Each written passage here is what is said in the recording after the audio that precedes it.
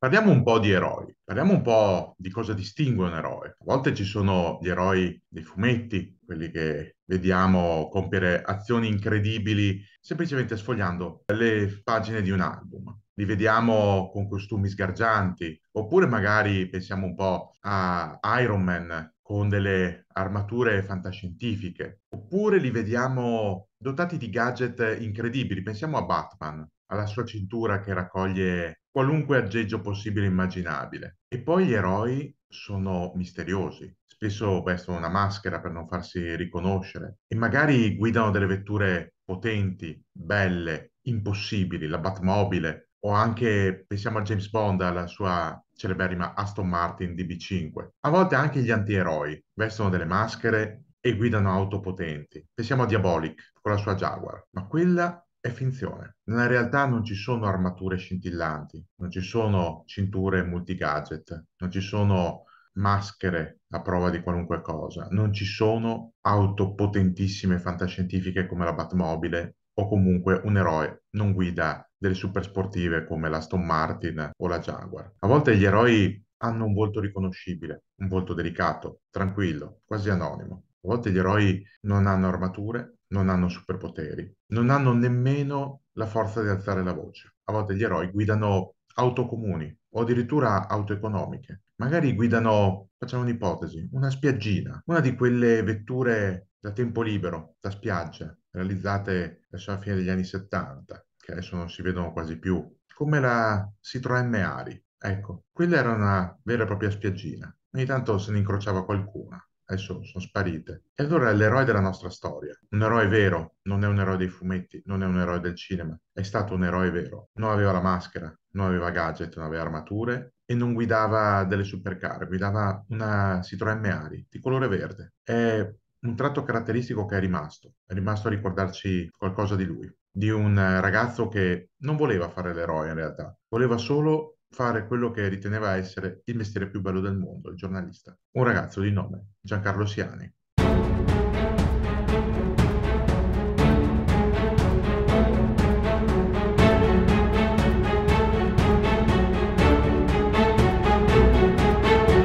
La nostra storia si svolge in Campania, nella prima metà degli anni Ottanta. Una terra molto complessa, la Campania, in quel periodo. Complessa per due motivi. Primo è la criminalità organizzata. Tra la fine degli anni 70 e l'inizio degli anni 80, la Campania è scena di una lotta, senza esclusione di colpi, tra due cartelli malavitosi. Uno è la NCO, la nuova camorra organizzata, la creatura di O Professore, Raffaele Cutolo, l'uomo che ha creato un cartello criminale che, almeno nelle sue idee, dovrebbe dominare la scena, dominarla in lungo e in largo, in ogni traffico illecito possibile. A opporsi alla NCO c'è la nuova famiglia, un network di bande criminali capeggiato da Nicola Maturo. La nuova camorra organizzata, la nuova famiglia si scontrano più e più volte, lasciano morti sul terreno. È una guerra che dura anni fino alla sconfitta della NCO che viene decapitata dalla cattura del suo capo e dalla morte di alcuni dei suoi luogotenenti. Di questo in parte abbiamo già parlato nei video dedicati al professor Semerari e a Vincenzo Casillo, che vi invito a riguardare. La Campania però è una terra difficile anche perché c'è un fatto naturale, slegato dalle attività umane, che crea altri grattacapi. È il terremoto dell'Irpinia, quel sisma potente che devasta interi paesi e che spinge parte della popolazione a vivere nelle case di fortuna, nelle roulotte, nei container, in attesa di una ricostruzione. Non è l'unico terremoto che l'Italia repubblicana abbia mai subito. C'è stato il Belice, c'è stato il Friuli, ci saranno poi altri sismi, lo abbiamo visto. C'è stato quello delle Marche, c'è stato quello dell'Emilia-Romagna, c'è stato quello di Amatrice. Solo il Friuli però è stato un esempio positivo di ricostruzione, perché oggi se vi recate in Friuli, tracce del terremoto di Gemona non ci sono più. È stato tutto ricostruito. Il problema è questo, che nel nostro paese una buona organizzazione come quella del Friuli non è la regola, è l'eccezione. Ed è questo uno dei mali del nostro paese, il fatto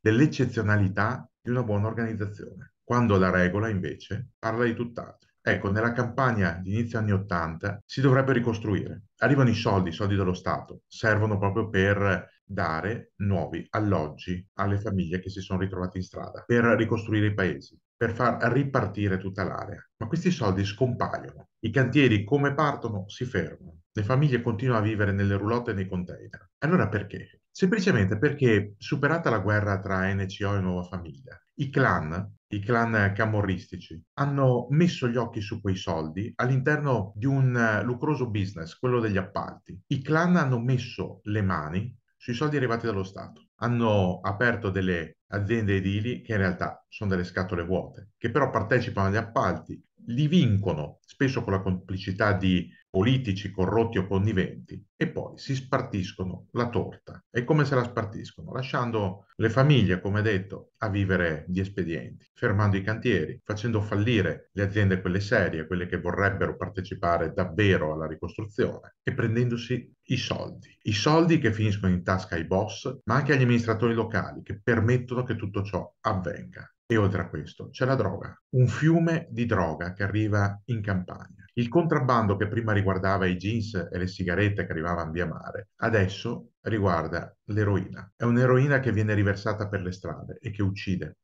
tanti ragazzi, tante giovani vite. A capo di questo lucroso business di appalti, ma anche di droga, ci sono dei clan. C'è il clan dei fratelli Angelo e Lorenzo Nuvoletta. Sono basati a Marano di Napoli, ma si espandono come una piovra in un po' tutta la provincia. Poi c'è il loro delfino, Valentino Gionta, un ex ambulante di pesce, vendeva il pesce nelle piazze, che sfrutta i pescherecci non più per portare appunto il prodotto ittico, ma per portare la droga. I Nuvoletta e Gionta sono addirittura affiliati a Cosa Nostra, alla mafia siciliana. È una singolarità. Di solito Cosa Nostra non ammette membri che non siano siciliani, ma in questo caso fa un'eccezione. Dall'altra parte ci sono altri due boss, Carmine Alfieri e Bardellino, Antonio Bardellino. Sono loro che si oppongono allo strapotere di Valentino Gionta, che è diventato il RAS di Torre Annunziata. Ed è a Torre Annunziata che il nostro eroe, il nostro piccolo eroe, Giancarlo Siani,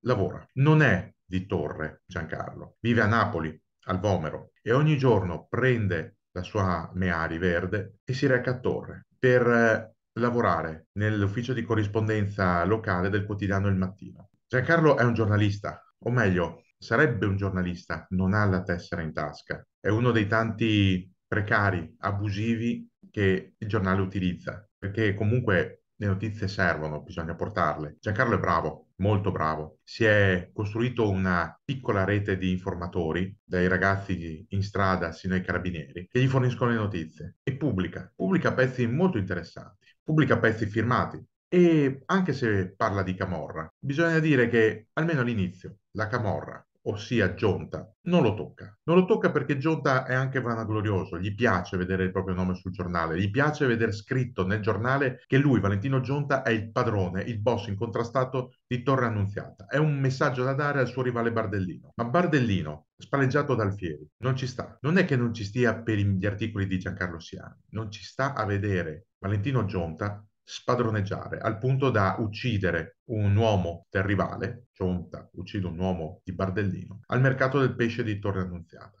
È il segnale che qualcosa deve cambiare, è la classica goccia che fa traboccare il vaso. D'altronde l'equilibrio tra i clan rivali è molto delicato, è sottilissimo. E così avviene un fatto di cronaca che segnerà il resto della vita di Valentino Gionta, ma anche di Giancarlo Siani. Il 26 agosto del 1984, un autobus rubato alcuni giorni prima e con la cartella gita turistica in bella vista sul vetro anteriore arriva nella piazza di Torre Annunziata. A guardarlo, appunto, sembrerebbe il classico autobus che va a raccogliere una comitiva di anziani che magari sono andati a fare una visita da qualche parte lì vicino, ma non ci sono anziani da raccogliere. A bordo, nascosti tra i sedili, ci sono dei killer, un comando omicida inviato da Bardellino. Il comando a bordo del pullman si ferma nella piazza di Torre Annunziata, scende in tutta fretta e assalta il Circolo dei Pescatori, un locale in cui tutti sanno si ritrovano abitualmente gli uomini di Gionta e a volte Gionta stesso, che effettivamente quel giorno, è una domenica, è presente.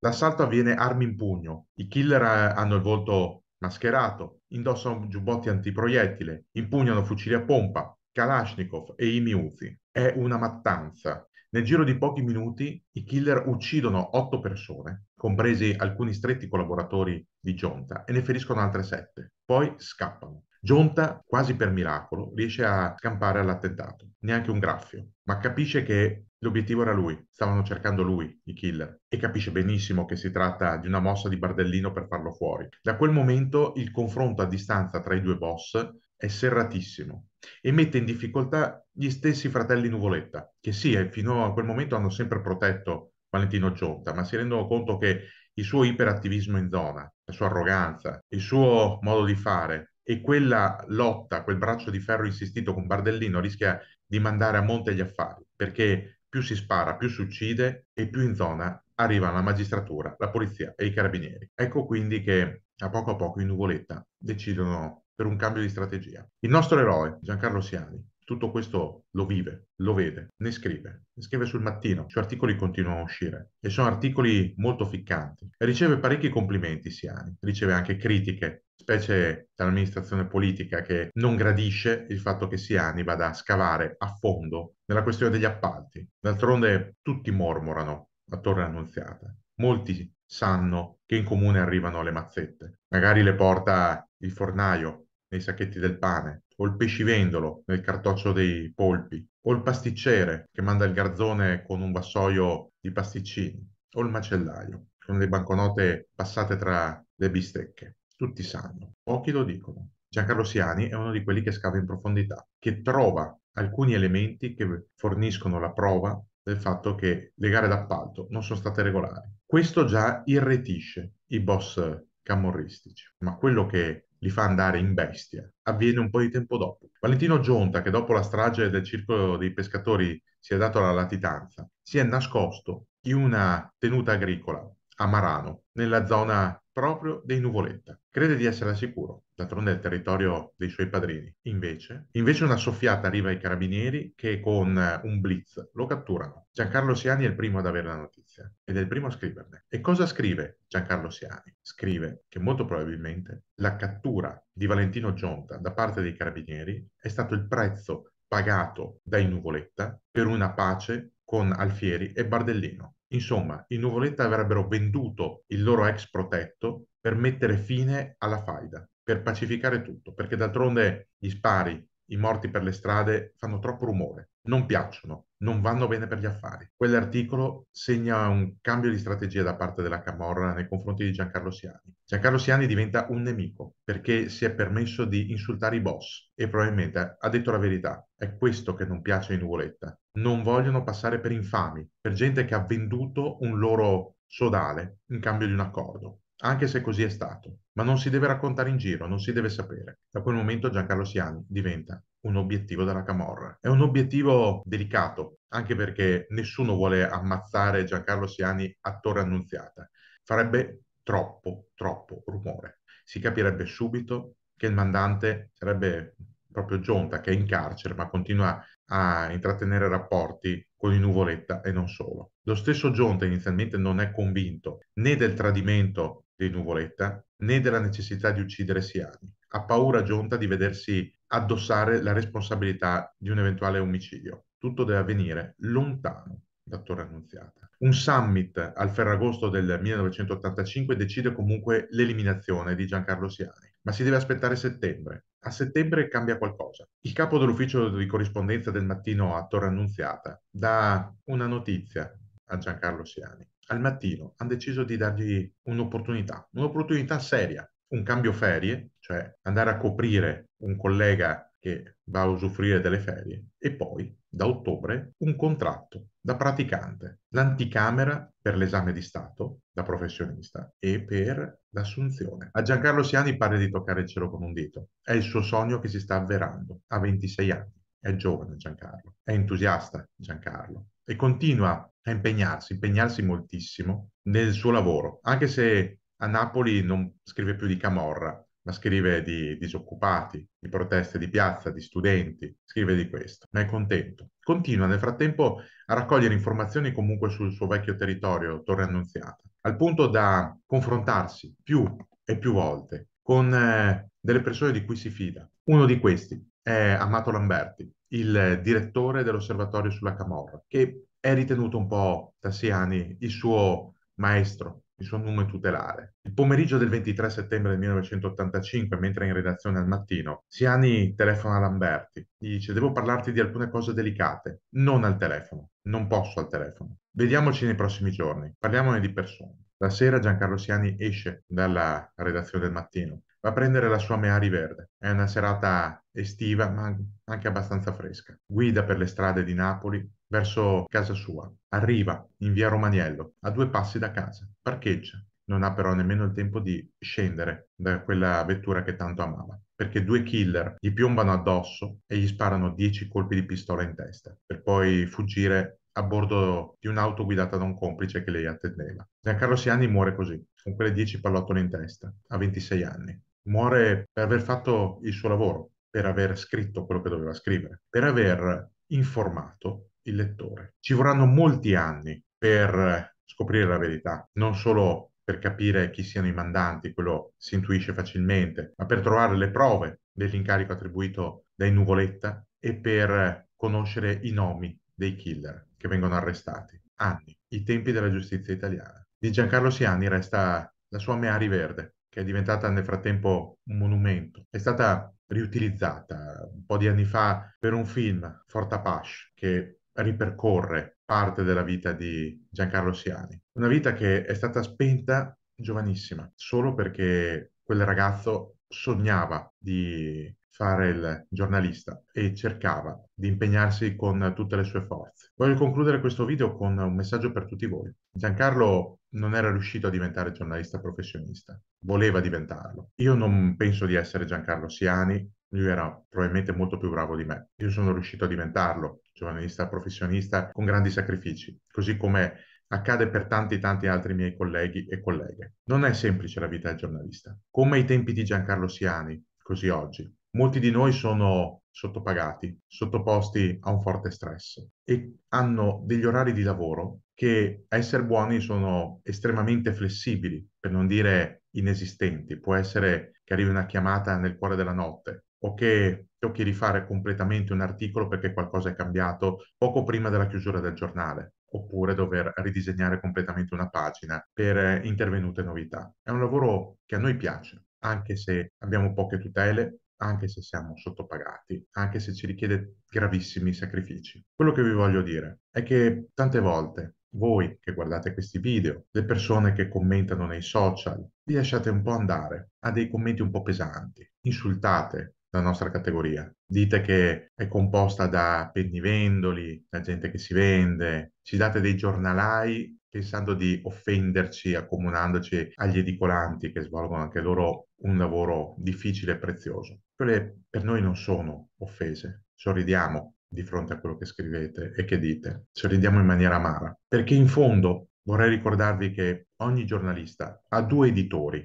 L'editore reale, quello che gli paga lo stipendio, che comunque gli paga gli articoli, il proprietario del giornale o del telegiornale o della radio o di quello che volete, e l'editore di riferimento, che siete voi. Noi giornalisti abbiamo voi come punto di riferimento, abbiamo un patto con voi, vogliamo raccontarvi i fatti e quando li raccontiamo, alle spalle c'è un enorme lavoro di ricerca, perché abbiamo delle regole, regole che stabiliscono che è necessario sempre scavare in profondità e trovare i riferimenti, avere le cosiddette fonti. Certo, non siamo tutti senza macchie e senza paura. Ogni tanto ci può essere il giornalista che sbaglia, perché no? O il giornalista che equivoca il proprio ruolo. Succede in ogni categoria professionale, ma non credo che l'errore di uno, lo sbaglio di un altro possa riguardare un'intera categoria, al punto di poterla denigrare, offendere o in certi casi addirittura minacciarla. E lasciatevelo dire da un giornalista che in questi anni ha ricevuto risate, offese, dileggi e anche qualche minaccia. Noi il nostro ruolo lo svolgiamo, come l'ha svolto Giancarlo Siani, come l'ha svolto Peppino Impastato, come lo hanno svolto Ilaria Alpi e Miran Hrovatin, come l'ha svolto Maria Grazia Cutuli, come l'ha svolto Graziella De Palo, come lo hanno svolto tutti i giornalisti, tutti i cronisti che hanno pagato con la vita